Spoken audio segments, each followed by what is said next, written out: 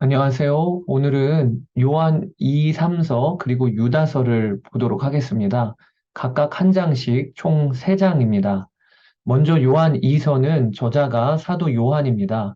1장 1절에 요한은 자신을 장로로 밝히고 있습니다. 장로인 나는 택하심을 받은 부녀와 그의 자녀들에게 편지하노니, 여기 장로는 문자적으로는 연장자를 의미합니다. 요한의 나이가 교회 공동체 안에서도 많은 편에 속하고 있는 것이지요. 초대교회 당시의 장로, 그리고 감독이라고 하는 직분은 성도들을 지도하고 말씀을 가르치는 지금의 목사와 같은 직분이라고 보시면 되겠습니다. 베드로도 베드로전서 5장에 보면 자신을 장로로 소개하고 있습니다. 요한이서는 택하심을 받은 부녀와 그의 자녀들에게 쓴 편지인데, 그들은 우선 한 특정한 가정일 수 있습니다. 그러나 대부분의 학자들은 부녀란 교회를 상징하는 표현이며, 그의 자녀들이라는 말은 성도들을 가리키는 말이라고 해석하고 있습니다. 요한 이서를 쓴 배경은 1세기 말 도미티안 황제 치하에서 박해를 당하는 상황 가운데 놓여 있었습니다. 그러나 교회의 또 다른 문제는요, 또 더 큰 문제는 내부에서 벌어지는 이단과 거짓 교사들의 미혹의 문제였습니다. 특히 영지주의 이단이 교회를 흔들어 놓고 있었는데요. 영지주의자들은 당시 복음 전도자들이 교회를 순회하면서 복음을 전하는 방식과 똑같이 따라했습니다. 그들은 순회 전도자인 양 자신들을 소개하며 교회로 찾아 들어갑니다. 성도들이 그들을 맞이했겠지요. 그리고 처음에는 복음을 전하는 척하다가 점차 거룩한 지식과 깨달음이 중요하다, 영은 선하고 육은 악하다, 이런 영지주의적인 가르침으로 교회를 어지럽혀 놓은 것입니다.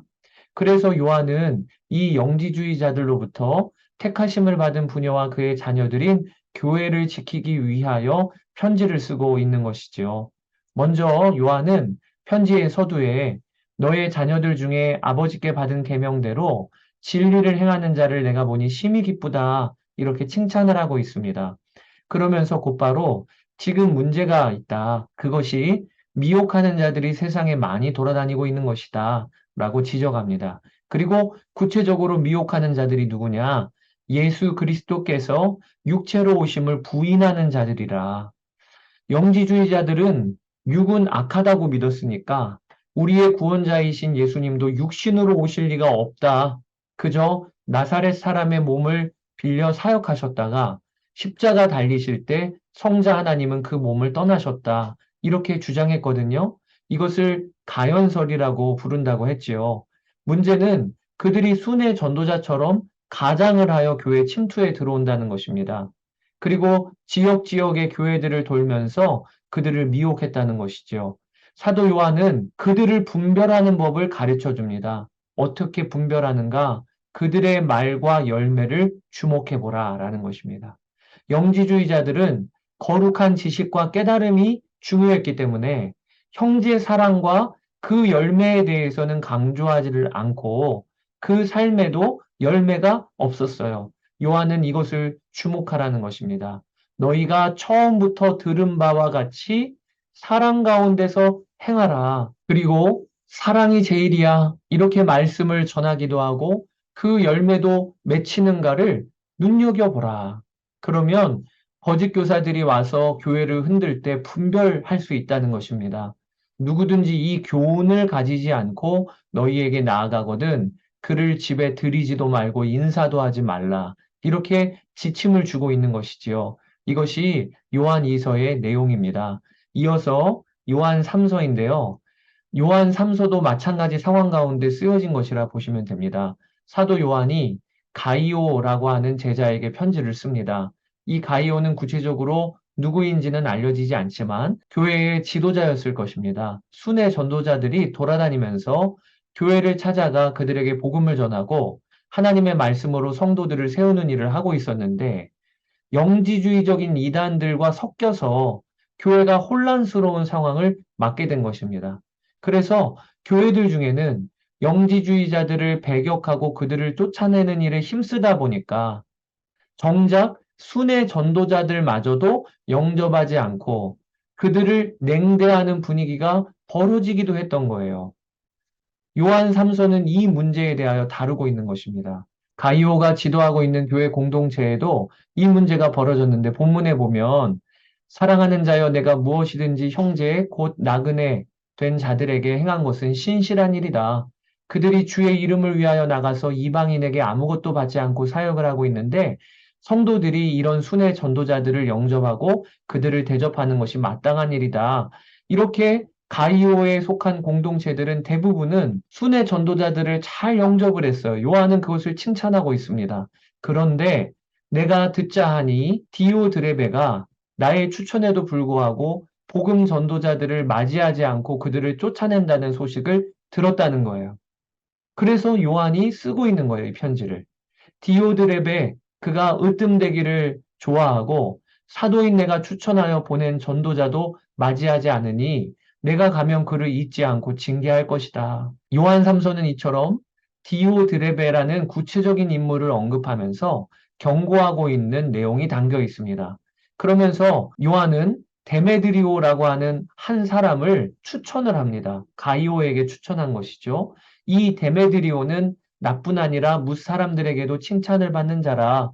너희 공동체가 이를 맞이하고 데메드리오로부터 잘 양육과 가르침을 받으면 좋겠다. 이렇게 추천하는 내용이 요한 3서에 담겨 있습니다. 자, 이제 오늘의 마지막 성경인 유다서를 살펴보시지요. 유다서는 예수님의 육신의 형제인 유다가 기록한 성경입니다. 야고보서의 저자도 주의 동생 야고보였죠. 그러니까 유다서와 야고보서가 예수님의 육신의 형제가 기록한 성경인 것입니다. 유다 또한 야고보와 마찬가지로 처음에는 그의 형님인 예수님을 메시아로 인정하지 않던 자였어요. 그러다가 오순절마가 다락방에서 회심하였을 것이라고 추정을 합니다.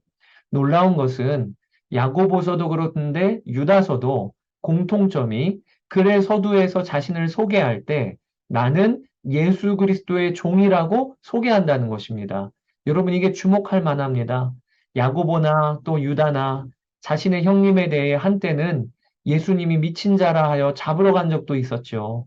그런데 그들이 성령을 받고 거듭나니 나는 예수 그리스도의 종입니다. 이렇게 자신을 소개하고 있는 것입니다.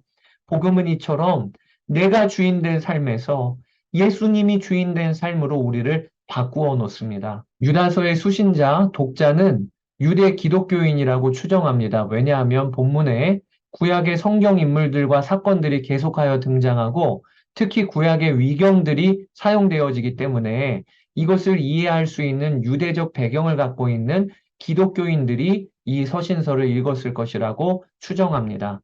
유다서는 네로 황제 통치 기간에 기록되었다고 추정하는데요.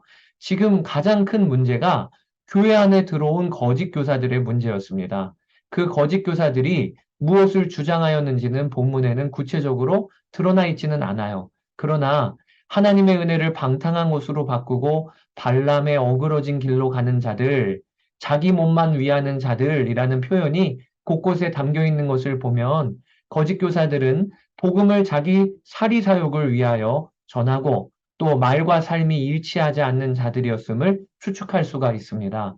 본서에서 유다는 거짓 교사들을 비판하는데 그 수위가 매우 높습니다. 유다서 전체가 거짓 교사들을 향한 무서운 경고와 정죄의 말씀이라고 보시면 되겠습니다. 그러면서 마지막 부분에 성도들에게 믿음 위에 굳건히 서 있으라, 힘써 싸워라 라고 권면하는 내용이 이어지게 될 것입니다. 본문 몇 구절을 한번 살펴보시면 유다는 먼저 문제를 제기해요. 가만히 들어온 사람 몇이 있다. 그들은 경건하지 않고 하나님의 은혜를 받고도 방탕한 삶에 머무른다. 유다는 그들을 무섭게 비판합니다. 너희들 출애굽한 이스라엘 백성들이라고 다 가나안 땅에 들어간 거 아님을 기억해라. 중간에 멸망당한 사람들이 있었다. 소돔과 고모라가 지금 거짓 교사들과 같이 행동하다가 다 불태워졌다는 것을 기억해라. 무서운 경고를 하고 있는 것이죠. 그리고 유다는 우리가 보는 구약 성경 말고 신구약 중간기 혹은 초대교회 시절에 기록된 유대 문헌들 중에 위경이라는 문헌들이 있었어요. 성도들에게 널리 읽혀졌던 소설과 같은 것 중에 하나인데 그 중에 하나인 모세 승천기에 있는 한 내용을 인용합니다. 모세 승천기에 보면 천사장 미가엘이 모세의 시체를 두고 마귀와 다투어 변론하는 내용이 들어가 있습니다.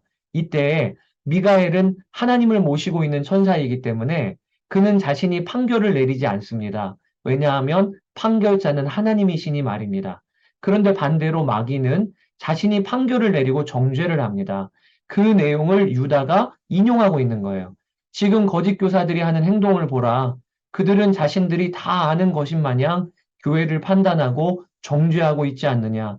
이것은 하나님의 천사장인 미가엘도 하지 않았던 것인데 그들은 마귀와 같은 짓을 하고 있다. 이렇게 거짓 교사들의 교만을 지적하고 있는 것입니다. 또 유다는 거짓 교사들은 동생을 죽인 가인의 길, 사리사욕을 쫓아 행하다가 멸망으로 갔던 발람의 길, 교만하여져서 모세의 권위에 도전했던 고라의 길을 따라가고 있다. 이렇게 강한 어조로 비판을 합니다. 그러면서 또 한 번 위경 중의 하나인 에녹서를 인용합니다. 에녹서는 여러분 구약 성경엔 없습니다. 초대교회 성도들이 위인전처럼 읽었던 정경이나 외경이 아닌 위경이에요. 에녹서를 보면 아담의 7대손 에녹이 예언을 하는 내용이 들어가 있어요. 어떤 예언이냐? 주님께서 그 수만의 거룩한 자와 함께 임하시는 날이 온다. 그때 무사람을 심판하신다. 경건하지 않은 자가 그날 정죄와 심판을 당할 것이다. 유다는 이 에녹서를 인용하면서 거짓 교사들이 에녹이 예언한 대로 심판당할 것임을 이야기하고 있는 것입니다. 그러니까 유다서는 유다서 전체가 매우 강한 어조로 거짓 교사들을 비판하고 있는 것이지요. 자, 그리고 유다는 마지막으로 성도들에게 올바른 신앙 위에 서도록 권면합니다. 사랑하는 자들아, 너희들이 사도들이 한 말을 기억하라. 말씀 위에 굳건히 서 있으라. 성령으로 기도하며 영생에 이르도록 소망을 잃지 말라. 믿음이 흔들리고 의심하는 형제들이 있다면 불에서라도 끌어내어 그들을 구원해라. 육체로 더럽힌 옷까지도 미워하라. 즉, 거짓 가르침 방탕한 삶은 모양이라도 담지 말고 흉내도 내지 말라는 것이죠. 그러면서 두려움으로 긍휼히 여기라. 이 말은 죄를 미워하되 사람은 긍휼히 여기라는 말씀입니다. 사랑하는 여러분, 교회 공동체는 깨어서 서로를 붙잡아주고 이단과 거짓 가르침에 흔들리지 않도록 지켜 주어야 합니다. 자, 여기까지 요한 2서와 3서, 유다서를 안내해 드렸습니다. 이제 성경을 읽으시면서 한 절 한 절 묵상하시고 주님 주시는 마음에 순종하면서 은혜를 누리시는 하루 되시기를 바랍니다. 다음 장에서 뵙도록 하겠습니다. 감사합니다.